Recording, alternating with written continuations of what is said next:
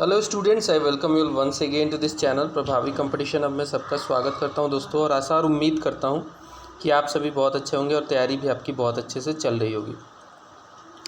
दोस्तों, जैसा कि आप स्क्रीन पे देख सकते हैं, एडुटेरिया का करंट अफेयर हम लोग कवर कर रहे हैं। बिल्कुल लेटेस्ट ये बुक है। फ्रॉम सितंबर 2023 से लेकर अगस्त 2024 तक का इसमें मटेरियल कवर्ड है। तमाम चीज़ आपको बजट वगैरह सब कुछ देखने को मिलेगा। पार्ट वाइज कवर कर रहा हूँ। आज कवर करने वाले हैं हम लोग इकोनॉमिक सर्वे। बजट हमने पिछले वीडियो में कवर कर लिया था। So today we are going to cover economic survey of 2023-2024। तो चैनल पे नए हैं, ऐसे ही लगातार कंटेंट देखते रहना चाहते हैं, ज़रूर इस चैनल को सब्सक्राइब कीजिए, बेल आइकन को भी प्रेस कीजिए ताकि हमारे लेटेस्ट वीडियोस का नोटिफिकेशन आपको मिलता रहे। चलिए स्टार्ट करेंगे। पहला पॉइंट कहता है कि इकोनॉमिक सर्वे जो है 2023-24 वाला, this was presented in parliament. Date एक ज़रूरी है, पूछ लेता है एग्ज़ाम में। ये डेट है 22 जुलाई 2024 को, जब ये प्रेजेंट किया गया हमारे निर्मला सीतारमण मैम, जो कि हमारी फाइनेंस मिनिस्टर हैं। Economic survey is always presented 1 day before the budget. एक दिन जस्ट पहले बजट के ये प्रेजेंट किया जाता है। यानी कि बजट जो है 23 तारीख को प्रोजेक्ट किया गया था, 23 जुलाई, और इकोनॉमिक सर्वे एक दिन पहले यानी कि 22 जुलाई को। The economic survey 2023-2024 has been prepared by economic division of department of economic affairs under the guidance of Anantha Nageswaran. He is the chief economic adviser, ministry of finance. इन्हीं का साइन रहता है इस पर। नोट में देखेंगे कि इंडियाज़ फर्स्ट इकोनॉमिक सर्वे जो है 1950-51 वाले फाइनेंशियल ईयर में प्रेजेंट किया गया था, और अनटिल 1964 तक इकोनॉमिक सर्वे जो था it was presented along with the general budget. एक ही साथ दोनों लाया जाता था। बट आफ्टर 1964 एक दिन पहले वाला जो कॉन्सेप्ट है कि एक दिन पहले जनरल बजट से इकोनॉमिक सर्वे जो है पेश होगा, वो लाया गया। इधर देखेंगे इंडिया का, अब यहाँ पे देखेंगे ये चार्ट वाइज, तो ये चार्ट थोड़ा सा देख लेंगे। एक स्नैपशॉट है ये इंडियन इकोनॉमी का, इकोनॉमिक सर्वे के हिसाब से। फूड ग्रेन जो प्रोडक्शन है, यहाँ पे आप चार्ट देख सकते हैं किस तरीके से बढ़ा है। आज की डेट में 2023-24 में कहें तो 328.9 मिलियन टन जो है हम प्रोड्यूस कर पा रहे हैं अपने फूड क्रॉप को। ठीक है, ये वाला डेटा देख सकते हैं। इंडस्ट्रियल ग्रोथ हमारा जो है एक समय देखिए माइनस में चला गया था, 2020-21 में बढ़ के अभी 9.5% पे आ चुका है। ठीक है, ये कोरोना वाला पीरियड था। जीडीपी ग्रोथ रेट कोरोना के समय में -5.8 चला गया था। अभी जो है 6.5 से 7% तक एक्सपेक्टेड है 2024-25 में, और 23-24 में जो है ये 8.2% है। फिस्कल डिफिसिट हमारा कम हो रहा है, ये भी एक अच्छा डेटा है। फिस्कल डिफिसिट हमारा अभी 5.6% है, और फॉरेन एक्सचेंज हमारा बढ़ रहा है। करेंटली हमारा फॉरेन एक्सचेंज जो है US बिलियन डॉलर में 646.4 US बिलियन डॉलर है, जो कि एक अच्छा खासा रिजर्व है। आप देख सकते हैं कि सर्विसेज का ग्रोथ जो है ये कांस्टेंट रहा है। इस बार थोड़ा सा कम हुआ है 7.6%। ये डेटा को इग्नोर कीजिए क्योंकि ये कोरोना का डेटा है। और ये देख सकते हैं आप, कैपिटल एक्सपेंडिचर हमने बढ़ाया है। कैपिटल एक्सपेंडिचर ज़रूरी होता है किसी भी देश के इकोनॉमी को ग्रो करने के लिए, क्योंकि कैपिटल एक्सपेंडिचर करोगे तो फर्दर उस पर कैपिटलाइज करके आप जो है ग्रोथ को इन्हांस कर सकते हो। फॉरेन ट्रेड हमारा देख सकते हैं, इंपोर्ट हमारा कम हुआ है, एक्सपोर्ट थोड़ा सा कम हुआ है, तो ट्रेड बैलेंस जो है हम लोग माइनस में ही रहते हैं। ठीक है, चलिए आगे बढ़ेंगे। यहाँ पे देखेंगे कि चैप्टर वाइज हमने 13 चैप्टर में इकोनॉमिक सर्वे को डिवाइड किया है। The economic survey 2023-2024 is described by dividing it into 13 chapters. 13 chapter में हमने बांटा है इसको। चैप्टर 1 जो है दोस्तों वो कहता है that state of the economy, बताता है कि इकोनॉमी का स्टेट क्या है। हमारी इकोनॉमी स्टीडी है एज सी गोज, स्टीडी है एज सी गोज, मतलब धीरे धीरे हम लोग चढ़ रहे हैं। पहला पॉइंट कहता है कि the global economy recorded a growth of 3.2%। Globally जो है टोटल जो है ओवरऑल जो ग्रोथ रहा वो 3.2% का रहा, वेरस भारत का ग्रोथ अच्छा खासा रहा। The share of agriculture, industry and services sector in overall GVA at current price was 17.5%, 17.7%। ये हमारे भारत की बात हो रही है और ये एग्रीकल्चर का शेयर है। देख सकते हैं बहुत सारे लोग एग्रीकल्चर पे डिपेंडेंट रहते हैं अपने सब्सिस्टेंस के लिए, लेकिन कंट्रीब्यूशन कम रहता है। GDP में मात्र 17.7% GVA, ग्रॉस वैल्यू एडिड बोलते हैं, ये ऐड किया हमने इस बार। और वही अगर बात करें इंडस्ट्री की तो ठीक ठाक रहता है, 27.6% रहता है। और सबसे ज़्यादा जो GVA ऐड करता है वो हमारा सर्विस सेक्टर है। सबसे ज़्यादा जो GVA ऐड करता है वो हमारा सर्विस सेक्टर है। The manufacturing sector grew by 9.9% in financial year 24. The government is providing free food grain to 81.4 crore people। बहुत बड़ी आबादी को लोग जो है हम लोग फ्री में राशन दे रहे हैं 5 kg, ठीक है। द नंबर ऑफ जनधन योजना बेनिफिशरी ये अभी पहुंच गया है 51.6 करोड़, इसमें भी काफ़ी बढ़ोतरी हुई है। कैपिटल एक्सपेंडिचर जो फाइनेंशियल ईयर 2024 में हुआ है और 9.5 लाख करोड़ का हुआ है। रिटेल इन्फ्लेशन हमारा इम्प्रूव हुआ है 5.4% फाइनेंशियल ईयर 2024 में, ठीक है। और बात करें हम तो इंडिया का जो सर्विस सेक्टर है, सर्विस एक्सपोर्ट है, वो अच्छा खासा हुआ है इस बार। 341.1 बिलियन डॉलर का हमने माल जो है सर्विस का माल नहीं कहेंगे, सर्विस हमने एक्सपोर्ट किया है। सर्विस में क्या हो सकता है, BPO की सर्विस हो सकती है एंड तमाम जो लोग अपनी सर्विस प्रोवाइड करते हैं फॉरेन में। करेंट अकाउंट डिफिसिट हमारा आज भी 0.7% ऑफ द GDP है। करेंट अकाउंट डिफिसिट ये डेटा इंपॉर्टेंट है, पूछेगा एग्जाम में तो ध्यान रखेंगे। नेट FPI इनफ्लो जो है वो है FPI जो होता है फॉरेन पोर्टफोलियो इन्वेस्टमेंट होता है। पोर्टफोलियो बना के फॉरेन कंपनियां पैसा डालती हैं भारतीय कंपनियों में स्टॉक मार्केट में, वो आया है टोटल 44.1 बिलियन US डॉलर का। वही FDI जो है फॉरेन डायरेक्ट इन्वेस्टमेंट, यहाँ पे कंपनियों में डायरेक्टली फॉरेन की कंपनियां जो हैं पैसा इन्वेस्ट करती हैं, ये हुआ है 26.5 billion US dollar during financial year 24। आगे बात करेंगे हम चैप्टर 2 के बारे में। टोटल चैप्टर 13 हैं। चैप्टर 2 कहता है कि मॉनेटरी मैनेजमेंट और फिस्कल इंटरमीडिएशन कैसा है। इसमें कहा गया है कि stability is the watch word. Stability दोनों में होना चाहिए, मॉनेटरी मैनेजमेंट में भी और फाइनेंशियल इंटरमीडिएशन में। मॉनेटरी मैनेजमेंट का काम किसको दिया जाता है, RBI को, रिजर्व बैंक ऑफ इंडिया को ये काम दिया गया है कि मॉनेटरी पॉलिसी आप देख लीजिए, फिस्कल पॉलिसी हम देख लें, ठीक है।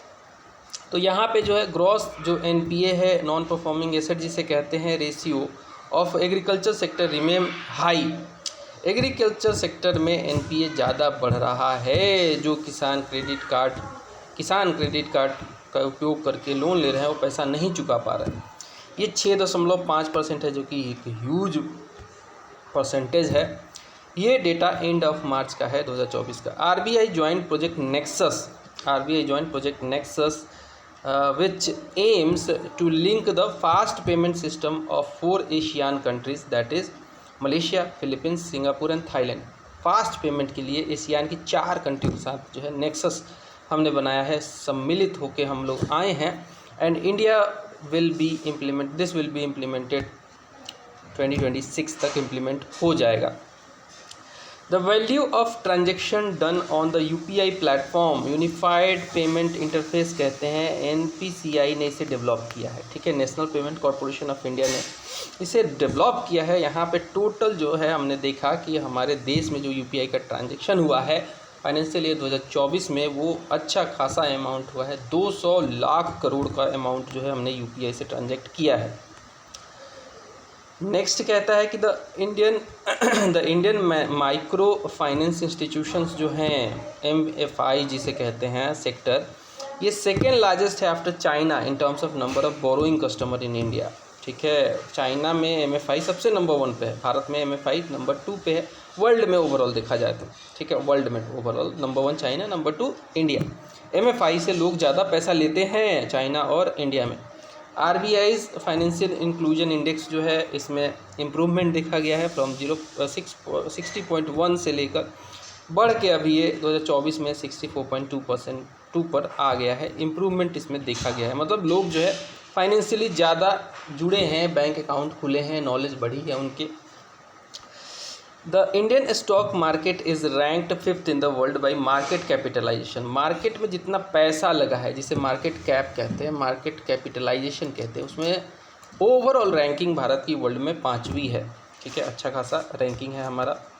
चैप्टर 3 देखेंगे, इसका जो हेडिंग है वो है prices and inflation under control है ये। ठीक है, प्राइसेस एंड इन्फ्लेशन क्या है, ये अंडर कंट्रोल है। So India is projected to have retail inflation at 5.4% 2024 में।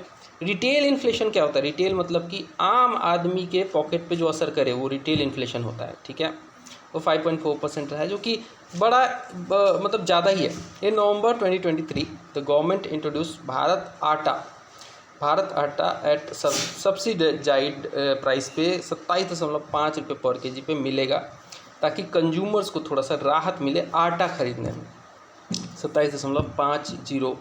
27 रुपये 50 पैसे per KG. In February 2024 the government introduce Bharat rice at subsidised price 29 रुपये पर केजी। अगर ऐसा चलता रहा 29 और 27 रुपये, ये ठीक है, बट सब इसका फ़ायदा नहीं ले पाते। खैर, inflation was above 6% in the 6 states. ये है हरियाणा, राजस्थान, उड़ीसा, तेलंगाना, मणिपुर और त्रिपुरा। यहाँ पे इन्फ्लेशन 6% से भी ज़्यादा रहा, मतलब यहाँ पे महंगाई ज़्यादा रही है।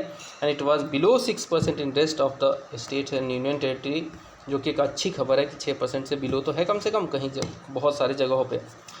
IMF जो है, जिसे इंटरनेशनल मॉनेटरी फंड कहते हैं, it has projected an inflation rate of 4.6% in 2024, और 2025 के लिए इसने जो है प्रोजेक्टेड जो दिया है वो डेटा है इन्फ्लेशन का 4.2%। नेक्स्ट जो चैप्टर है दोस्तों, ये है हमारा chapter 4 external sector. External sector क्या होता है? एक्सपोर्ट इम्पोर्ट सेक्टर को, ट्रेड को एक्सटर्नल सेक्टर कहते हैं, या फिर जो फॉरेन एक्सचेंज जो आता जाता रहता है वो है हमारा external sector. Stability and amid plenty. Stability की बात की जा रही है। ग्लोबल एफडीआई जो है, ग्लोबल एफडीआई जो है ये $1.3 ट्रिलियन पहुंच गया 2023 में। इंडिया का टोटल एक्सपोर्ट जो है वो क्रॉस कर गया $776 बिलियन, और टोटल इंपोर्ट जो है वो उससे भी ज़्यादा पहुंच गया $898, जो कि फाइनेंशियल ईयर हम 2023 की बात कर रहे हैं। तो यहाँ पे हम देख सकते हैं कि एक्सपोर्ट इंपोर्ट में जो बैलेंस है वो ट्रेड डिफिसिट हमारा दिखा रहा है। ठीक है, ट्रेड डिफिसिट दिखा रहा है, क्योंकि हम इंपोर्ट ज़्यादा कर रहे हैं, एक्सपोर्ट कम कर पा रहे हैं। इंडियाज़ डिफेंस प्रोडक्शन जो है, दिस वाज ₹1,08,684 करोड़। ठीक है, 1,08,684 करोड़ रहा इन फाइनेंशियल ईयर 2023 में। And we ranked in the list of top 25 arms exporting country. India का जो है सेकेंड लार्जेस्ट ग्लोबल प्रोड्यूसर रहा फुटवियर में, चप्पल वगैरह, जूते वगैरह बनाने में। चाइना नंबर 1 पे है, इंडिया 2 पे रहा। India is the 9th largest global footwear exporter. Export के मामले में हम 9वें नंबर पे आते हैं, 9वें सबसे बड़े देश हैं। India becomes the world 6th largest smartphone exporter. हम स्मार्टफोन को भी एक्सपोर्ट कर पा रहे हैं, बना रहे हैं तभी तो एक्सपोर्ट कर पा रहे हैं, 6th लार्जेस्ट है। तेलंगाना कंट्रीब्यूट करता है 30% of the India's pharma production. Telangana में फार्मास्यूटिकल का प्रोडक्शन सबसे ज़्यादा होता है, and it contributes over 30% of India's pharma production, total 100% का। The Karnataka digital economy mission aims to contribute $300 billion to India's digital economy by 2026। ये भी एक अच्छी खबर है। And the Indian government aims to operationalise 23 waterways by 2030। Waterways important होते हैं क्योंकि सस्ते दरों पे आप माल को उसमें ले जा सकते हो, ले आ सकते हो। तो 23 नए वाटरवेज जो है 2030 तक डेवलप किए जाएंगे। According to World Bank, India is the top remittance recipient country. ठीक है, वर्ल्ड बैंक के हिसाब से भारत में जो पैसा हमारे लोग बाहर से कमा के भेजते हैं, उस मामले में हम टॉप रिसिपिएंट आते हैं। इस बार का जो हमारा पैसा आया, टोटल लोगों ने कमा के बाहर, हमारे ही लोग बाहर में काम कर रहे हैं, पैसा भेज रहे हैं, डॉलर में पैसा भेजते हैं, वो $120 बिलियन था 2023 में। India has second largest pool of highly skilled AI artificial intelligence कहते हैं, machine learning and big data workers in the world. Foreign exchange reserve जो है हमारा 653.7 यूएस बिलियन डॉलर है। ये डेटा है 21 जून 2024 का। अच्छा खासा हमारे पास फॉरेन एक्सचेंज का रिजर्व है, ये होना भी चाहिए क्योंकि इंपोर्ट करने में यही पैसा हम यूज करते हैं। नेक्स्ट है कि इंडिया जो है, इंडिया सर्विस एक्सपोर्ट जो है वो 4.3% है वर्ल्ड सर्विस एक्सपोर्ट का। टोटल जो वर्ल्ड में सर्विस का एक्सपोर्ट होता है उसका 4.3% सर्विस हम लोग एक्सपोर्ट करते हैं। इंडिया का जो रैंक है सेकंड है टेलीकम्युनिकेशन में, computer and information service export में सेकंड आते हैं हम लोग। इंडिया का जो रैंक है वो 6th है cultural and recreational service export में, ठीक है। Cultural and recreational service export में हम लोग 6ठे नंबर पे है। 5वां चैप्टर आता है, that is the heading with medium term outlook. कैसा रहेगा कुछ मीडियम टर्म के लिए हमारा ग्रोथ वगैरह कैसा रहेगा, growth vision for new India. पहला इसमें पॉइंट कहता है कि the development strategy of Amritkaal is based on the 6 major area. वो 6 मेजर एरिया क्या है जहाँ पे फोकस करके हम लोग अमृतकाल में डेवलपमेंट करने की कोशिश करेंगे। नंबर 1 उसमें है प्रमोटिंग प्राइवेट इन्वेस्टमेंट। देखो सरकार टोटल पैसा नहीं लगा सकती है, सरकार सारा पैसा लगा देगी तो सरकार के पास और भी काम है, वो कैसे करेगी। तो प्राइवेट इन्वेस्टमेंट को प्रमोट करना बहुत ज़रूरी है। एक्सपेंशन ऑफ एमएसएमई में micro small and medium enterprises कहते हैं। ये सेक्टर बैकबोन होता है इकोनॉमी का हमारे देश में खासकर, क्योंकि ये सेक्टर में बहुत सारा जॉब की अपॉर्चुनिटी है, इसका एक्सपेंशन होना बहुत ज़रूरी है। गांधी जी भी ये बात करते थे। थर्ड जो हमने मेजर एरिया चुना है वो है agriculture as a growth engine. Agriculture अभी भी लोग हमारे 50% जो है एग्रीकल्चर पर डिपेंडेंट हैं, तो इसको क्यों ना ग्रोथ इंजन बनाया जाए, इसको प्राइम मूविंग फोर्स बनाया जाए। चौथा है financing green transition, green energy, green सब कुछ, ग्रीन बेल्ट वगैरह हर चीज़, ठीक है, ग्रीन की तरफ ध्यान दिया जाए।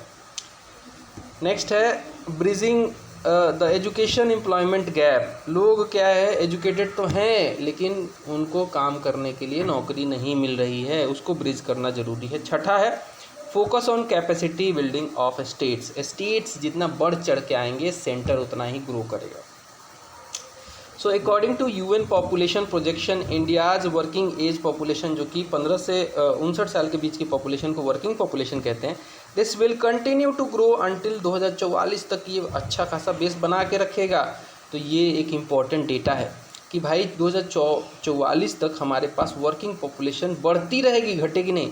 65% of the India's rapidly growing population is under the age of 35 and many of them do not have the skills that required for a modern economy. इनको स्किल देना बहुत ज़रूरी है। About 51.25% of youth are considered unemployable, but उनको मिल नहीं रहा काम, meaning 1 in 2 is still not employable। ठीक है, 2 में से 1 अभी भी जो है एम्प्लॉयमेंट खोज रहा है। नेक्स्ट चैप्टर है chapter 6 climate change and energy transition. Climate change and energy transition dealing with the trade off. Installed power capacity जो है एज ऑन 30 अप्रैल 2024 को हमारी जो है वो है 442.8 गीगावाट की इंस्टॉल्ड पावर कैपेसिटी की बात कर रहे हैं। 30 अप्रैल 2024 तक हमारी 442.8 गीगावाट की है, जो कि अच्छा खासा मतलब एनर्जी के मामले में हमारा नंबर है। The government issued sovereign green bond worth ₹16,000 crore in जनवरी-फरवरी 2023, फॉलोड बाई 20,000 करोड़ का अगेन अक्टूबर-दिसंबर 2023 में। अब देखिए, अब जो टोटल हमारा 442.8 गीगावाट का जो कैपेसिटी है उसमें कोल एनर्जी, कोल से मतलब कि जो एनर्जी हम जनरेट कर पाते हैं वो 210.97 गीगावाट की है। सोलार 82.64 गीगावाट की, इसको बढ़ाने की काफ़ी कोशिश की जा रही है। बिग हाइड्रो प्रोजेक्ट्स जो हैं हमारे वो कंट्रीब्यूट करते हैं 46.93 गीगावाट का, और विंड एनर्जी जो है हमारी 46.16 गीगावाट का कंट्रीब्यूशन कर पाती है, खासकर तमिलनाडु, गुजरात और ये सब जो कि कोस्टल एरिया वहाँ पे विंड काफ़ी बहता है। गैस एनर्जी जो है हमारी 24.82 गीगावाट का कंट्रीब्यूशन करती है। तो इस प्रकार से ब्रेकअप है, इसका ब्रेकडाउन है। नेक्स्ट देखेंगे चैप्टर नंबर 7। इसमें कहता है कि social sector benefits that empower, ठीक है, benefits that empower. So the top recipient जो है स्टेट्स में फाइनेंशियल ईयर 2023 में वो महाराष्ट्र है सोशल सेक्टर के मामले में, उसके बाद है कर्नाटका और गुजरात। आयुष्मान भारत अभियान जो है दिस वाज लॉन्च्ड इन आयुष्मान भाव अभियान जो है 2023 में सितंबर में लॉन्च किया गया था to saturate selected health care services in every village town and inform citizen about the flagship scheme of the government. बहुत सारे लोग नहीं जानते हैं। 10,000वां जन औषधि केंद्र खोला गया एम्स देवघर में। ठीक है, 10,000वां, ये पूछ सकता है जन औषधि केंद्र जो है कहाँ खोला गया, तो ये एम्स देवघर में खोला गया है। 10,000वां जन औषधि केंद्र एम्स देवघर में खोला गया है। पोषण भी पढ़ाई भी ये स्कीम है, this was launch in May 2023। ठीक है, पोषण भी पढ़ाई भी, this was the scheme launched in May 2023। India's research and development investment जो है as a percentage of GDP is 0.64% compare to China जो कि 2.41% है, और यूएस में ज़्यादा है 3.47%, और इजराइल का सबसे ज़्यादा है 5.71%। अपने जीडीपी का कितना पैसा हम रिसर्च एंड डेवलपमेंट पे लगाते हैं उससे पता चलता है कि कितना हम साइंटिफिक टेम्पर्ड है, हम कम है। हमारा जो है 0.64% ही इन्वेस्टमेंट जाता है यहाँ पे। सेक्स रेशियो एट बर्थ जो है नेशनल लेवल का वो इंक्रीज हुआ है, 930 हो गया है पर 1000 मेल पे 930 जो है बच्चियाँ पैदा होती हैं, और ये है जो है 2023-24 का डेटा। विज्ञान ज्योति प्रोग्राम जो है it was launched in 2020 aims to address the under representation of girls in various science and technology courses from 9th से 12th के बीच में। विज्ञान ज्योति प्रोग्राम जो है ये लॉन्च किया गया 2020 में। It aims to address the under representation of girls. बहुत सारी गर्ल्स जो हैं 9 से 12 क्लास में पहुँचते पहुँचते वो आर्ट्स होम साइंस लेने लगती हैं, तो वो क्यों नहीं साइंस और टेक्नोलॉजी के कोर्सेज लेती हैं, उसके लिए बढ़ावा देने के लिए विज्ञान ज्योति प्रोग्राम लाया गया। By 10th July 2024 11.57 crore toilets were built under the Swachh Bharat mission Grameen. More than 34.7 crore Ayushman Bharat cards जो हैं इशू किए गए, जो कि हेल्थ कार्ड हैं। अंडर पीएम आवास ग्रामीण योजना के तहत जो है 2.63 करोड़ हाउसेस बिल्ड किए गए हैं for the poor in the last 9 years. ये सब डेटा इंपॉर्टेंट डेटा है। 22 mental disorders are covered under Ayushman Bharat PM Jay health care insurance. 22 दिमागी जो बीमारियां उनको भी लाया गया है पीएम जय हेल्थ इंश्योरेंस में। Tamil Nadu has less than 1% of the countries poor population, while Bihar और यूपी का दोनों का देखा जाए तो 20% भारत के पुअर तो बिहार में रहते हैं और भारत के 25% पुअर यूपी में रहते हैं, तो ये एक गंदा डेटा है। खैर, चैप्टर 8 देखेंगे। चैप्टर 8 कहता है employment and skill development towards quality. Employment and skill development towards quality देखेंगे। इसमें पहला कहता है कि the employment rate has decline to 3.2% in 2022-2023। Employment rate decline हुआ है, अच्छी बात नहीं है। अनएम्प्लॉयमेंट रेट डिक्लाइन हुआ है तो अच्छी बात है। The government has launched several initiatives to ensure an AI-enabled ecosystem and connect the youth of country with AI. Artificial intelligence से यूथ को जोड़ने का काम करेंगे, such as Future Skill Prime, युवा आई, Youth for उन्नति and Vikas with AI. This is called युवा आई. And a national program for school students and responsible AI for youth 2022. UI का फुल फॉर्म पूछ सकता है, यूथ फॉर उन्नति and Vikas with AI. In 2021-2022, 77 lakh workers were engaged in the gig economy. 77 lakh worker engage थे gig economy. ऐसी economy platform economy बोलते हैं, online काम करते हैं इसमें लोग। While the gig workforce is expected to grow to 2.35 crore by 2029-2030। The PM Vishwakarma Yojana जो है this will provide end to end support to artisans and craftsmen across 18 trades. 18 trades में इनको जो है काम दिया जाएगा, इनको जो है इन टू इन सपोर्ट मिलेगा। चैप्टर 9 जो है वो है based on agriculture and food management. Plenty of upside left if we get it right, इसका थीम है। ठीक है, agriculture and food management, plenty of upside left if we get it right. Food management काफ़ी important है। National food scheme आया था, security act आया था 2013 में। The Indian agriculture sector provides livelihood support to about 42.3%। भारतीय एग्रीकल्चर पे अभी भी 42 से ज़्यादा परसेंटेज के पॉपुलेशन डिपेंडेंट है। and its share in the country's GDP is merely 18.2%, which is a issue, big issue कह सकते हैं कि इतने सारे लोग जो हैं यहाँ पे डिपेंडेंट हैं सब्सिस्टेंस के लिए, लेकिन कंट्रीब्यूशन इनका मात्र जो है GDP में 18.2%। फूड ग्रेन प्रोडक्शन जो है reached an all time high 329.7 million tonne हो गया था 2022-23 में, एंड ऑयल सिल्क प्रोडक्शन जो है 41.4 मिलियन टन हुआ। Food grain production is projected to drop slightly, थोड़ा सा 1 मिलियन टन कम होगा 2023-24 में, जो कि इतना बड़ा इशू नहीं है। A micro irrigation fund MIF with an initial corpus amount of 5,000 crore has also been created with NABARD to facilitate states in mobilizing resources to expand the coverage of micro irrigation। Micro irrigation क्या होता है कि आप जैसे ना solar pump देते हो, pumping की फैसिलिटी प्रोवाइड करते हो, वो सब इरिगेशन फैसिलिटी को माइक्रो इरिगेशन फैसिलिटी कहते हैं। इनके लिए 5,000 करोड़ का कॉर्पस दिया जा रहा है, नाबार्ड इसमें हेल्प करेगा। The introduction of urea gold containing sulphur containing urea to overcome sulphur deficiency is another major to improve the nutrient balance in the soil. Urea gold, ठीक है, यूरिया गोल्ड जो है इसमें ये क्या करेगा, सल्फर के मात्रा को बढ़ाएगा, उसकी डिफिशियंसी को कम करेगा, और जो सॉइल में इम्बैलेंस है न्यूट्रिएंट्स का उसको मैनेज करेगा। In 2022-2023 India achieved a record fish production, 17.54 million ton जो है हमने फिश प्रोडक्शन किया इस पर्टिकुलर ईयर में, ranking 3rd in globally and accounting for 8% of the global production, जो कि अच्छा खासा नंबर है।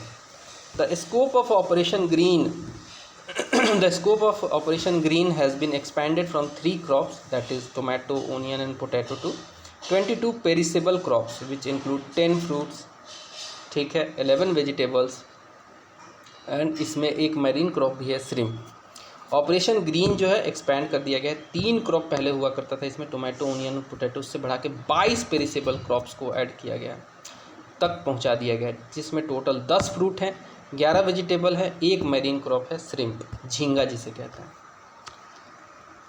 नेक्स्ट आता है हमारा चैप्टर नंबर 10। चैप्टर 10 जो है दोस्तों ये है industry small and medium matters. Industry small and medium matters. So India का जो फार्मास्यूटिकल मार्केट है it is currently of $50 billion. Pharmaceutical market हमारा काफ़ी बड़ा है, $50 बिलियन का है, and is the world's 3rd largest by volume. 8 of the top 20 global generic company जो है भारत की हैं। 8 जो है 20 टॉप जेनेरिक कंपनियों में से 8 कंपनियां भारत की हैं। India is the world's 2nd largest textile manufacturer and one of the top 5 exporting country in terms of textile export. Textile मतलब कपड़ों का। 7 PM मित्रा पार्क। अब देखो PM मित्रा पार्क टेक्सटाइल से ही रिलेटेड है। दिस विल बी सेटअप इन तमिलनाडु, एक तेलंगाना में, गुजरात में, कर्नाटक में, मध्य प्रदेश में, उत्तर प्रदेश में और महाराष्ट्र में। ये फाइनेंशियल ईयर 2022 से लेकर 28 के बीच में लगा दिया जाना है, और ये इसके लिए बजट जो दिया जा रहा है वो 4,445 करोड़ का पैसा दिया जा रहा है। नेक्स्ट देखिए चैप्टर नंबर 11 सर्विसेज जो है उससे रिलेटेड है। Fuelling growth opportunities, services fuelling growth opportunities, ये हमारा 11वां चैप्टर है। तो जो सर्विस सेक्टर है it continues to be significant contributor to the India's growth, accounting for nearly 55% of the total size of economy in financial year 24। Service sector का जो है वो कंटिन्यू करेगा एक significant contributor to the India's growth, accounting for nearly 55% of the total size of the economy during financial year 24। Import of service जो है वो $178 billion का रहा है, जिसमें डिक्लाइन हुआ है 2.1% का over the previous year. United nation conference on trade and development जो है UNCTAD, it has publish the world investment report 2024 वाला दिया है इसने, जिसमें भारत को रैंक किया गया है 15वां in terms of FDI inflow for the year 2023। The ministry of road transport and highway has formulated a comprehensive 4E strategy. ये 4E स्ट्रेटेजी क्या है? इसमें एक ही है इंजीनियरिंग, दूसरा इन्फोर्समेंट, तीसरा है इमरजेंसी केयर और चौथा है एजुकेशन। ठीक है, एजुकेशन। इन इंजीनियरिंग, रोड में इंजीनियरिंग लगता है, इमरजेंसी केयर भी ज़रूरी है, एक्सीडेंट वगैरह हो जाए, इन्फोर्समेंट एक्ट को लगाना और एजुकेशन, लोगों को एजुकेशन देना to enhance road safety standard on NH। India is the third largest domestic aviation market. India is the third largest domestic aviation market and one of the fastest growing major aviation market globally. The number of air passenger जो है Indian airports पे अभी जो है पहुंच गए हैं 37.6 crore, domestic जिसमें 30.6 करोड़ है और इंटरनेशनल जो पैसेंजर्स हैं उनकी संख्या 7 करोड़ है। फाइनेंशियल ईयर 2024 की बात कर रहा हूँ, इतने लोग ट्रैवल कर रहे हैं। ओवर 92 लाख फॉरेन टूरिस्ट जो है अराइव किए हैं 2023 में, 92 लाख फॉरेन टूरिस्ट आए हैं भारत में। इंडिया जो है वो चेयर करता है first Shanghai cooperation organisation tourist expert working group को चेयर किया हमने। India chair the first Shanghai cooperation organisation tourism expert working group को। The government has set up fund of funds for a startup with corpus of rupees 10,000 crore to meet the funding need of startups। ठीक है, ताकि startup को promote किया जा सके। By end of March 2024 the total teledensity जो रही है हमारे भारत में वो 100 में से 85.7% लोगों के पास मोबाइल है। टेली डेंसिटी कहते हैं नंबर ऑफ टेलीफोन्स पर 100 population. Number of wireless telephones जो रहा है वो टोटल ओवरऑल मोबाइल फ़ोन की बात कर रहे हैं वो 116.6 करोड़ है। Number of internet subscribers 95.4 crore पहुंच गए हैं। इंटरनेट डेंसिटी जो है इंक्रीज कर गई है, आप देख लीजिए, मतलब आउट ऑफ 100 68.2% लोग जो है वो टेलीफोन का जो है इंटरनेट यूज़ करते हैं। 6,83,175 किलोमीटर ऑप्टिकल फाइबर केबल जो है लेआउट किया गया है। The India 6G vision document was launched in March 2023 to develop and deploy 6G network technology Bharat में। The India 6G alliance was launched in July 2023 as a collaborative platform of public and private company, दोनों आएंगी मिलकर काम करेंगी, academia भी इसमें आएगा। The Indian e-commerce industry is expected to cross $350 billion by 2030। तो e-commerce अभी भी बढ़ेगा, काफ़ी बढ़ेगा। चैप्टर 12 देख लेंगे, infrastructure lifting potential growth. Infrastructure के बिना कुछ नहीं होना है दोस्तों, इस पर बहुत सारा खर्चा आना चाहिए। A total of 6 multi model logistic park MMLP कहते हैं, this have been awarded by financial year 2024। Further 7 जो और मल्टी मॉडल लॉजिस्टिक पार्क हैं वो भी प्लान किए गए हैं फाइनेंशियल ईयर 2025 तक। Under Parvatmala project to promote last mile religious and tourism से कनेक्टिविटी जोड़ने के लिए 6 रोपवे प्रोजेक्ट जो है प्रपोज किए गए हैं। The government is developing 11 industrial corridor projects in a phased manner under the national industrial corridor programme. Indian railway जो है it is the 4th largest network in the world. भारतीय railway जो है 4th लार्जेस्ट नेटवर्क है। Over total इसका kilometre का expansion 68,584 kilometre route का है और यहाँ पे एम्प्लॉयमेंट जो है सबसे ज़्यादा है भारत में, 12.54 लाख एम्प्लॉई रेलवे में काम करते हैं। One of the largest employer है ये भारत का। कैपिटल एक्सपेंडिचर जो है रेलवे के ऊपर it has increase by 77% in the last 5 years. And India का जो रैंकिंग है, India's ranking in the international shipment category in the world bank logistic performance index has improved from 44th position से बढ़ के हम लोग आ गए हैं 22वें पोजीशन में 2023 में। The cabinet has approved the development of an all weather green field deep draft major port at Vadhavan Maharashtra में। एंड अगर बात करें हम under the maritime India vision जो कि 2030 का है, Andaman and Nicobar island and Lakshadweep जो आइलैंड है they are planned to be developed in a phased manner for tourism and other initiatives. The international ship repair facility was inaugurated eight Cochin shipyard limited. मतलब अब कोई international ship आएगा, ख़राब हो गया, कुछ भी हो गया तो यहाँ पे वो ठीक करा सकता है। जनवरी 2024 में इनॉग्रेट किया गया। The new dry dock allows the construction and repair of large ships including future aircraft carrier. और एयरक्राफ्ट कैरियर क्या होता है? कोई शिप ऐसा शिप है जिसपे फाइटर एयरक्राफ्ट वगैरह भी उड़ सकते हैं। 21 greenfield airport were given in principle approval of which 12 airport have become operational and a total of 190.57 gigawatt of renewable energy capacity has been installed in country as of now 31 March 2024 की data के हिसाब से देखें तो इतना ज़्यादा जो है रिन्यूएबल एनर्जी कैपेसिटी हमने बिल्ड किया है। India ranks 4th in the world in terms of wind power installed capacity, चौथे नंबर पे आते हैं विंड पावर में। हमारा कोस्टल रीजन जो है, जो पेनिनसुलर रीजन है, वहाँ पे विंड कैपेसिटी बहुत ज़्यादा हो सकती है विंड पावर की। द प्रधानमंत्री आवास योजना अर्बन जो है, it has been extended till 31 December 2024 and currently a total of 945 kilometre of metro rail और रीजनल रैपिड ट्रांजिट सिस्टम जिसे कहते हैं RRTS lines are operational in 27 cities and 939 kilometre are under construction. देख सको इतना ही जितना अभी चल रहा है उतना ही अंडर कंस्ट्रक्शन भी है। The AI super computer Airavat जो है, ये इसकी रैंकिंग वर्ल्ड के 500 सबसे पावरफुल कंप्यूटर में भारतीय एरावत का रैंक था 75वां। And international super computing conference हुआ था जर्मनी में, उसमें रैंक 75 लाया ये। The average speed of NH construction increase to around 34 kilometre per day. अभी हम एक दिन में 34 किलोमीटर जो है NH का कंस्ट्रक्शन कर पाते हैं। फाइनेंशियल ईयर 2024 का डेटा है।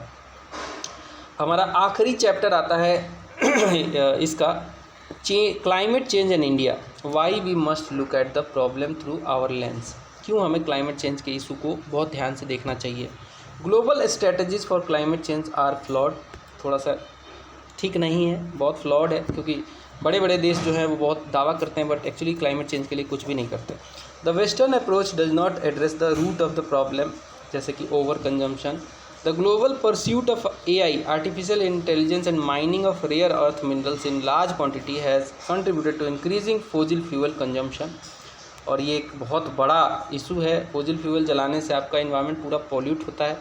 Their practices ignore humanity inherent relationship with nature. India must adopt sustainable practices with its own roots and adopt practices from other countries only if they are suitable and sustainable for India। वही चीज़ लेंगे जो हमारे लिए suitable और sustainable होगा। Programs like Mission Life can help tackle climate change। Mission Life includes list of 75 life actions to live sustainably। अब हम देखेंगे स्टेट असेंबली इलेक्शन का जो रिजल्ट आया है 2024 में, उसके बारे में। फिर हम बढ़ चलेंगे news@365 की तरफ अगले वीडियो में। चलिए, तो स्टेट का असेंबली इलेक्शन हुआ, 4 स्टेट इसमें दावे पे लगे हुए थे। आंध्र प्रदेश में 175 सीटों के लिए सबसे बड़ी पार्टी तेलुगु देशम 135 सीट जीत के बनी। उड़ीसा में 147 सीटों के लिए लड़ाई थी, भारतीय जनता पार्टी 78 सीटों के साथ सबसे बड़ी पार्टी बनी। अरुणाचल प्रदेश में 60 सीटों की लड़ाई, भारतीय जनता पार्टी 46 सीटें जीत के टॉप पे रही। सिक्किम में 32 सीटों की लड़ाई और सिक्किम क्रांतिकारी मोर्चा ने 31 सीटें जीत ली।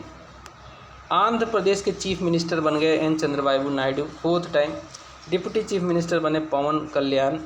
उड़ीसा के चीफ मिनिस्टर बने मोहन चरण माझी 1st टाइम बने हैं। डिप्टी चीफ मिनिस्टर बने कनक बंधन सिंह और देव एंड प्रवती परिदा। अरुणाचल प्रदेश के चीफ मिनिस्टर बन गए Pema Khandu 3rd time. Deputy chief minister बने चौना मेन। सिक्किम के चीफ मिनिस्टर बने प्रेम सिंह तमांग 2nd टाइम।